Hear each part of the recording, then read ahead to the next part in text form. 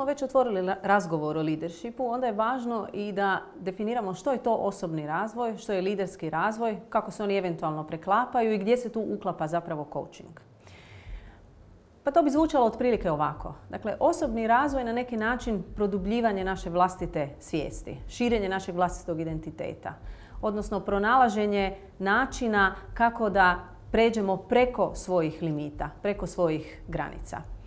I time je zapravo osobni razvoj više adaptivno učenje, odnosno adaptivni izazov, nego nekakav izazov tehničkog karaktera. Što zapravo mislimo pod tim, odnosno što mislim pod tim?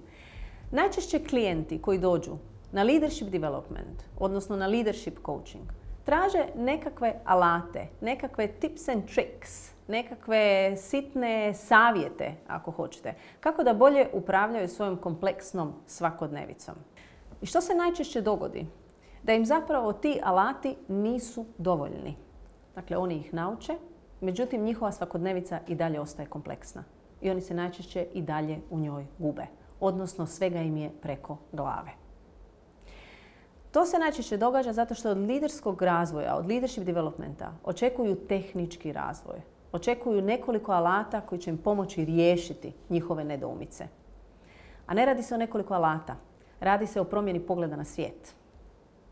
Radi se o tome da ne trebamo nešto raditi više, da ne trebamo nečega raditi jače, brže i slično, nego da naprosto trebamo početi gledati drugačije na okolnosti oko nas. Na sebe, na druge i na okolnosti oko nas. Odnosno, potreba nam je određen adaptivni izazov i adaptivna promjena, a ne ona tehničkog karaktera. I to je ona točka u kojoj se osobni razvoj i liderski razvoj preklapaju. Naravno, postoji i drugi dio liderskog razvoja, a to je zaista osvajanje određenih vještina i određenih kompetencija. Ali to je samo pola igre. I to najčešće one koje vidimo izvana. Velik dio leadership developmenta je unutarnja igra. I ona kao takva oblikuje sve ono što mi vidimo izvana. Dakle, čitavo ono ponašanje koje mi kod određenog lidera vidimo izvana. Zato je jedna od najčešćih pogreški u leadership developmentu odlaziti na takva predavanja, prihvatiti se coachinga, a zapravo misliti kako ćemo tamo dobiti određeni spektar savjeta, tips and tricks, koji će nam pomoći da riješimo neke stvari lakše. U okviru tih razvoja tehnička promjena bi bila ona u kojoj mi učimo zaista nekakve drugačije vještine. Stječemo nekakve kompetencije, možda nam neko ponudi i određeni savjet, pa mi naučimo aha, to se radi na ovakav način ili se možda može raditi na onakav način. Dakle, jedan od najosnovnijih primjera, recimo, tehničke promjene, da to tako kažemo, neko nas nauči lijepe korake kako da dajemo feedback. Inače, kad govorimo o leadership developmentu, o coachingu, najčešće se javi upravo ta tema. A kako dati feedback?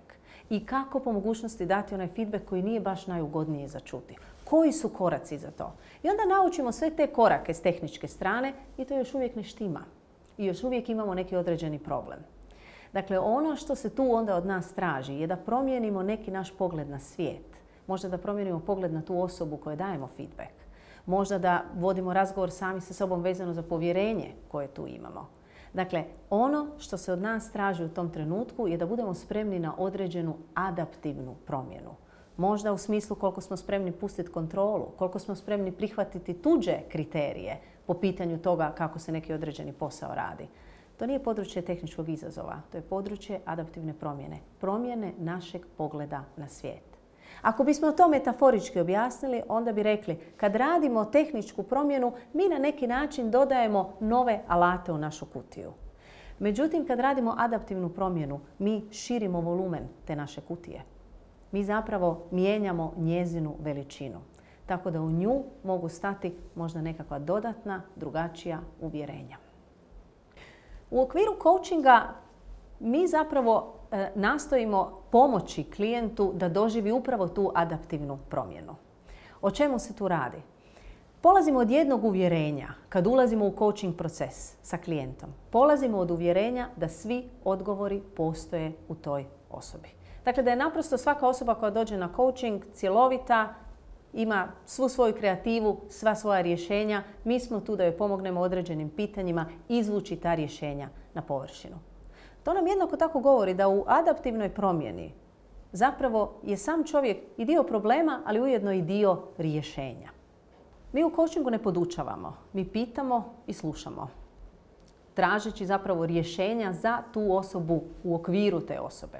Odnosno pomažemo toj osobi da ona ta rješenja izvuče iz sebe i da ih sama čuje.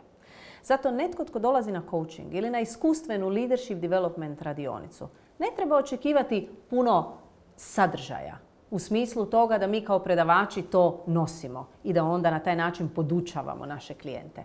Naši klijenti su sadržaj, njihove priče su sadržaj, njihovi strahovi su sadržaj, njihova postignuća, njihova oduševljenja, njihove strasti, to je sve sadržaj.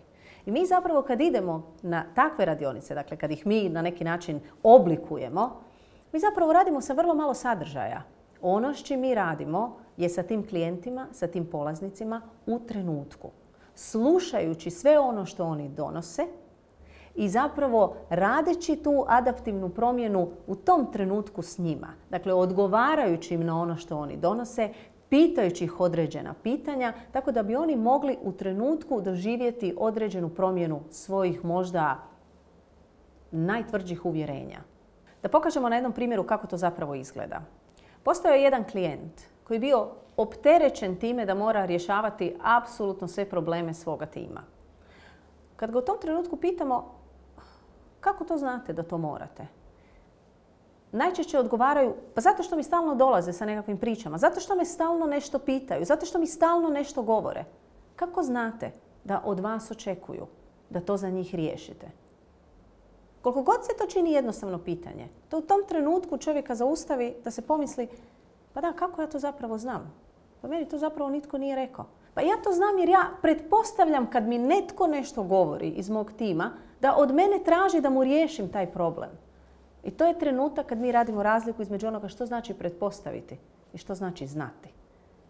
I koliko mi stvari u svojoj svakodnevici pretpostavljamo da to netko od nas očekuje.